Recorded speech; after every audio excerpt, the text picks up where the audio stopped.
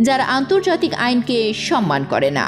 এর ফলে ইউরোপ এবং অন্যান্য অঞ্চলের সাথে তাদের সম্পর্কে ফাটল ধরতে পারে। তাছাড়া ইরানের পতনের পর যে ক্ষমতার শূন্যতা তৈরি হবে তা সামলানো ইসরায়েলের একার পক্ষে সম্ভব নয়। তাদের প্রতিনিয়ত ইরানের প্রতিশোধমূলক চোরাগোপ্তা হামলা এবং নতুন সন্ত্রাসী গোষ্ঠীর উত্থানের ভয় থাকতে হবে। তাদের বিজয় হয়তো স্বল্পমেয়াদে নিরাপত্তা দেবে, কিন্তু দীর্ঘমেয়াদে এক স্থায়ী অস্বস্তির জন্ম দেবে।